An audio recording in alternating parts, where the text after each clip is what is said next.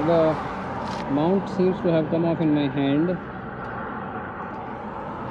I think this should be the end of our recording.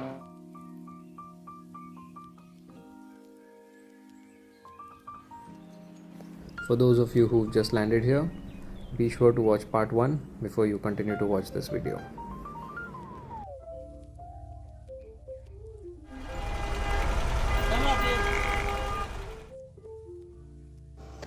So this is me down the hill, ready to head back home from Tirupati city after a filling plate of idli vada and filter coffee from PS4. I didn't shoot a single shot up there, so here's the rest of the story as I ride back. I reached and wandered searching for PAC3 and ended up at PAC5 by 12 PM. I had to leave my shoes at the entrance at the free shoe deposit counter. The counter was unguarded and there were hundreds of pairs of shoes lying around the entire place. I chose a corner on the inside with a slight doubt in my head if anyone would take them away. But yes, I didn't want to obsess too much over a pair of shoes. If you're riding in with expensive boots, you could always keep them in the locker, but you'd have to sneak your sneakers in. Visitors are expected to walk barefoot inside the PACs. To get myself a locker, I just had to show my Aadhaar card at the counter. The locker was quite spacious, it comfortably fit my bag, helmet, jacket, and still had some space left. Once my valuables were secure, I moved on to get changed and ready for the real reason behind this trip, the Darshan. I stepped out of the PAC, finding my way to the special Darshan entrance. They have jeeps that charge 50 rupees a passenger to drive you till the entry point. I prefer to walk. By 1:10 PM, I found myself in the queue of the 300 rupees special Darshan. I had kept all my valuables, including my phone, in the locker, but I kept my smartwatch on. As the queue progressed, I reached a checkpoint. I was asked to deposit my watch there. It was not allowed beyond this point. This checkpoint is quite further ahead from when the queue starts. People can deposit their phones and smartwatches here. It's a very systematic process, so be assured your belongings will be safe and ready for pickup near one of the exit gates. Important thing, whenever you get a printed token, keep it carefully. They have to be produced at the time of retrieval or return. Even the token you get for the locker has to be produced when returning the keys. So here I was, on my own, and I had surrendered. I had absolutely no idea how long this was going to take. I remember stories from my childhood when my parents would express that they were lucky and got darshan within 1 hour. I was hoping that I'd have luck like that. You can make your guesses right now before I announce how long it actually took. From one queue to the waiting hall to another queue, nearly 6.5 hours later. I reached the gates of the main temple at 7:30 PM.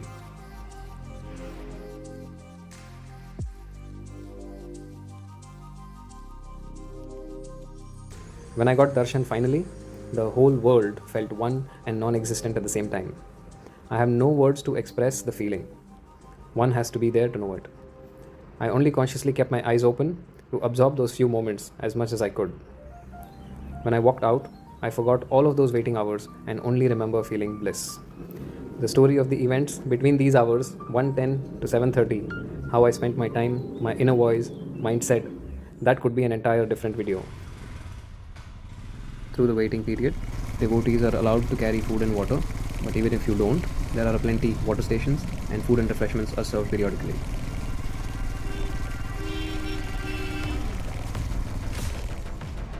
Right now, I am riding on NH716.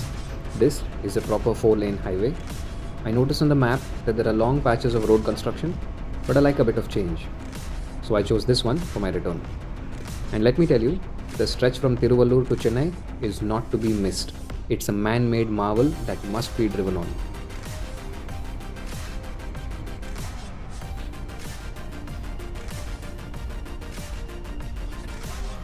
Coming back to the end of my story, after darshan, tired yet rejuvenated, I then went on to collect the physical equivalent of the Lord's blessings, the laddu. There's a separate block where devotees present their ticket and collect the laddu. If you wish to take home extra laddus, you can pre-book it at the time of your darshan bookings. One can book up to 4 extra laddus per head.